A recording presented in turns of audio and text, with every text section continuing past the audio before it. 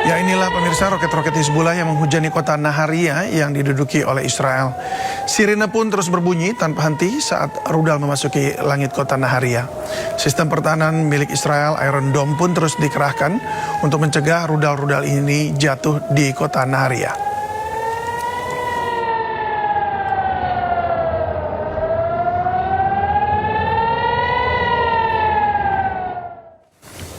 Sementara itu kota Nabatiyah di Lebanon terus dihantam serangan udara dan kali ini Israel menargetkan pusat industri.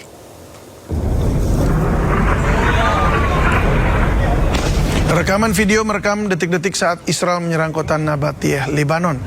Israel menargetkan zona industri dan sekitar supermarket Taufir di Jalan Nabih Berri. Kali ini serangan menghantam kota Farman, Arnaun, Aba, dan Yahmor al-Shakif. Serangan ini terjadi sebelum Israel dan Lebanon sepakat untuk melakukan gencatan senjata.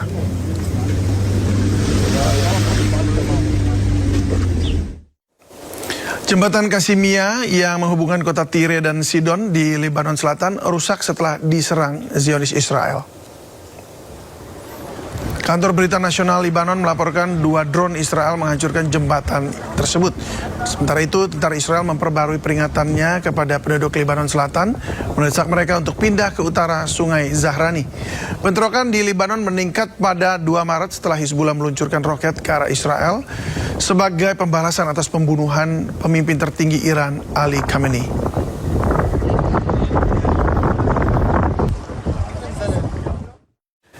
Petugas medis yang tengah bertugas di Maifadun, Lebanon Selatan, jadi korban serangan drone Israel. Video yang menunjukkan detik-detik tim medis yang tengah mengevakuasi diserang terekam kamera.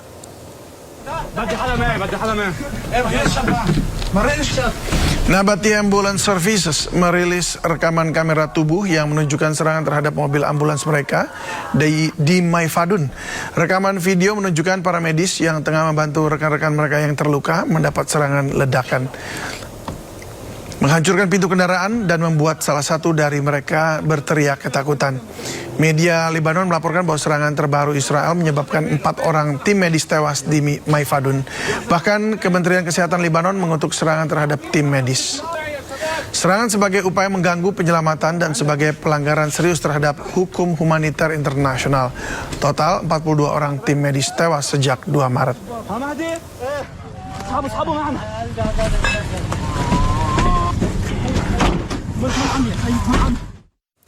3 petugas medis Lebanon tewas setelah diserang oleh Israel. Lebanon pun mengutuk serangan tersebut karena melanggar hukum internasional.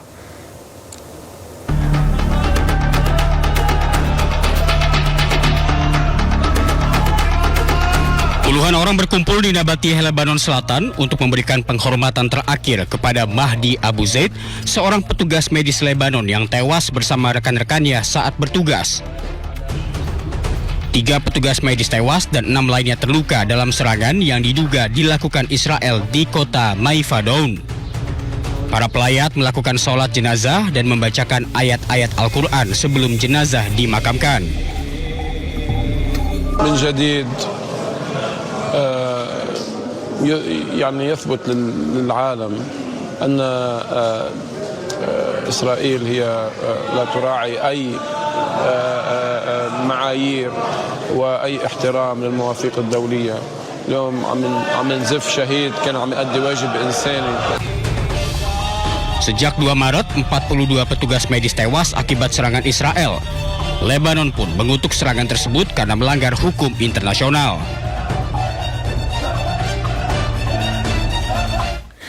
Kelompok Hizbullah kembali melancarkan serangan ke Israel. Hizbullah menargetkan sejumlah pos militer Israel di Lebanon Selatan.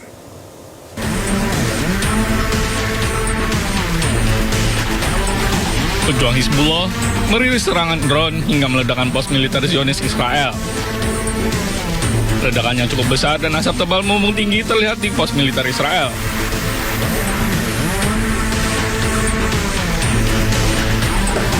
Tak hanya serangan drone, pejuang Hizbullah juga meroket kendaraan di pos militer Israel hingga memicu ledakan besar.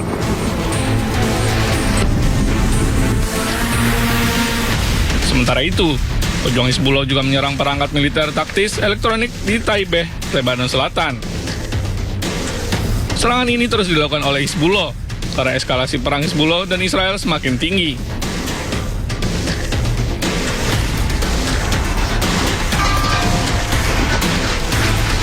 Beberapa personel Hizbullah juga tengah menyiapkan peluru artileri di lokasi yang diduga berada di wilayah Lebanon Selatan.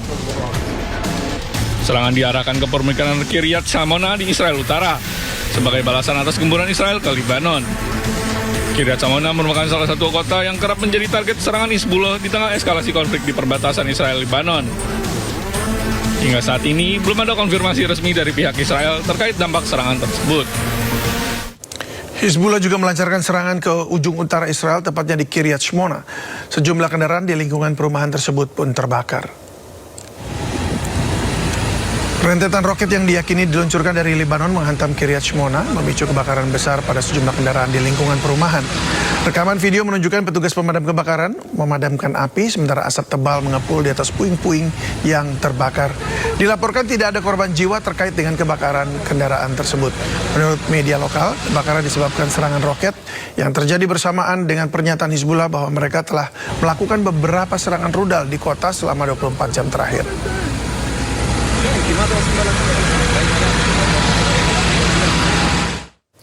Puluhan ribu lebah dilaporkan menyerbu sejumlah wilayah Palestina yang diduduki oleh Israel. Otoritas setempat pun mengeluarkan peringatan kepada warga agar waspada. Kawanan lebah dalam jumlah besar dilaporkan menyebar di sejumlah area pemukiman. Fenomena ini memicu kekhawatiran di kalangan warga. Otoritas setempat meminta warga dan pemilik toko menutup pintu serta jendela. Belum diketahui pasti penyebab kemunculan lebah dalam jumlah besar ini.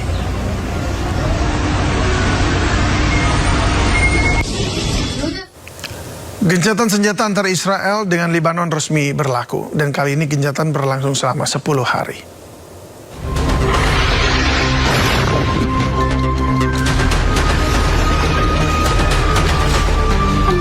Israel terus membombardir kota-kota di Lebanon. Kali ini serangan menghantam salah satu rumah di Ain Qana'a, Lebanon Selatan. Israel berdalih rumah ini adalah tempat penyimpanan senjata milik Hizbullah. Tak hanya itu, Israel juga mengklaim telah menyerang serentak 70 lokasi dalam 1 menit. Lagi-lagi Israel berdalih lokasi ini adalah milik Hizbullah. Tak lama setelah saling serang, Israel dan Lebanon sepakat untuk gencatan senjata. Kali ini gencatan senjata berlaku selama 10 hari. I think they will. I think it's going to be, actually it's very exciting because it's 48 years. We're going to be meeting with Bibi Netanyahu, as you know, and the president of Lebanon. And I had a great talk with both of them today. They're going to be having a ceasefire, and that'll include Hezbollah. And I think it could be number 10 for me. Sebelumnya negosiasi damai antara kedua negara sempat digelar pada 15 April lalu. Dalam perundingan yang digelar di Amerika Serikat, belum menghasilkan solusi. Akhirnya pertemuan dilanjutkan di Amerika Serikat dan kedua negara sepakat untuk gencatan senjata. Putra mahkota Arab Saudi Mohammed bin Salman bertemu dengan Perdana Menteri Pakistan Shehbaz Sharif di Jeddah. Pertemuan membahas hubungan bilateral kedua negara, juga upaya untuk atasi ketidakstabilan regional. Kunjungan Perdana Menteri Pakistan merupakan bagian dari upaya untuk mengatasi ketidakstabilan regional dengan Arab Saudi, jadi salah satu dari 4 negara yang berupaya menengahi dan redakan konflik Iran dengan Amerika Serikat dan Israel. Dalam pertemuan itu, bin Salman puji peran kepemimpinan Pakistan dalam upaya mediasi regional yang kini sedang berlangsung. Dan pertemuan ini terjadi di tengah meningkatnya ketegangan perang Amerika Serikat dan Israel. Kunjungan PM Pakistan menyusul putaran pertama pembicaraan di Islamabad dengan harapan bahwa putaran kedua dapat berlangsung beberapa hari mendatang.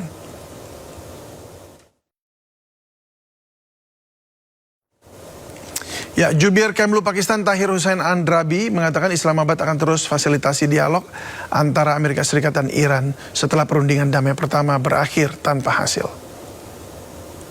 Pakistan has been recognized for its constructive diplomatic engagement in supporting de-escalation, ceasefire efforts, and a broader pursuit of stability between the United States and Iran.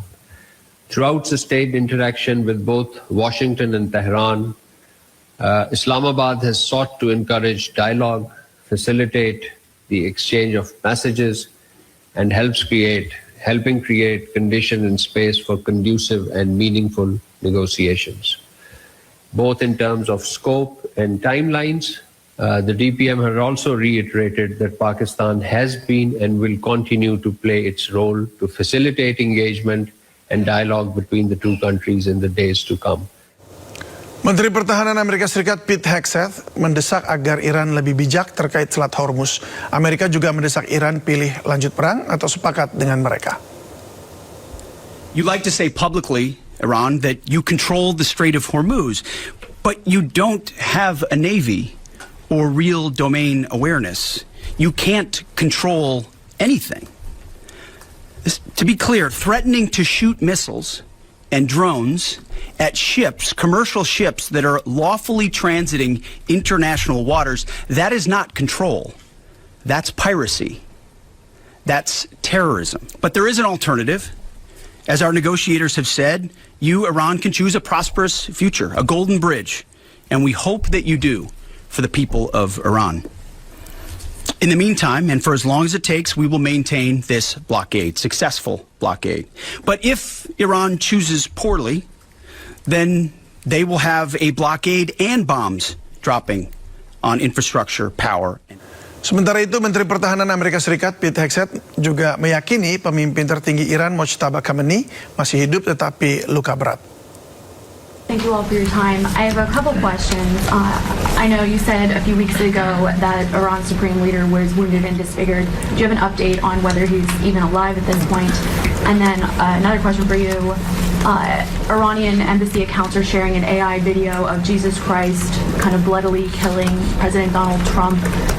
Does the Pentagon have a response to this, including the fact that this AI Jesus is casting Trump into hell? And then finally, for Admiral Cooper, could you speak to us about the morale of the American service members that you're seeing in the Middle East? I think Americans are really interested in what their experiences and testimonies are like. As far as the status of the individual you mentioned, I believe it's the same. Not a lot coming from him right now, understandably so, a lot of fear. Believed to be alive, wounded, and disfigured. Status remains the same. As far as a video like that, of course, that's disgusting and detached from reality. Iran says a lot of things in the propaganda space based on complete lies, and their actions have been lies. Oh, we don't target. We see missiles going into civilian facilities and hotels in the Gulf states. They say we only target military targets as you watch drones and missiles go into. So they are going to misrepresent, lie, spin in a multitude of ways, which we are quite used to. Ultimately, they need to come to the table and make. Pemirsa, 15 truk bantuan dari Yordania konvoi menuju Lebanon pada Kamis waktu setempat. Bantuan pengangkut perlengkapan medis, makanan, dan bahan bantuan untuk korban terdampak perang.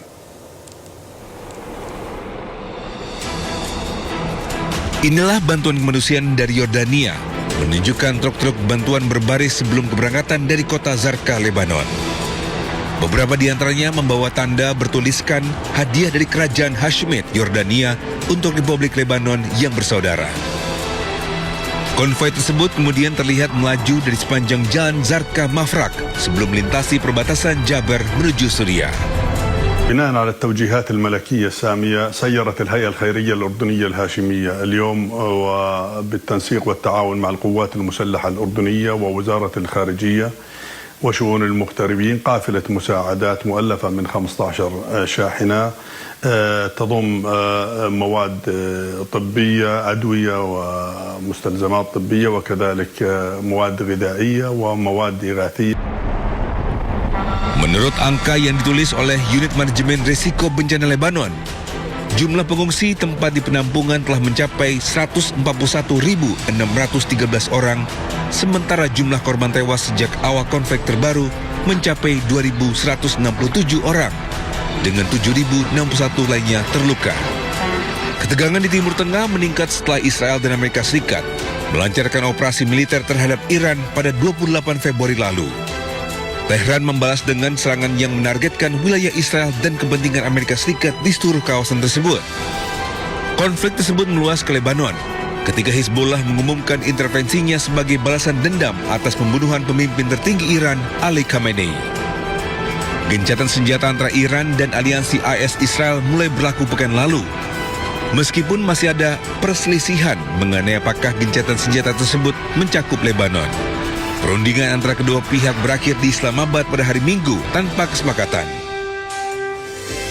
Amerika diduga kecolongan saat sebuah kapal tanker milik Cina berhasil melintasi Selat Hormuz. Informasinya akan hadir usai jeda berikut ini.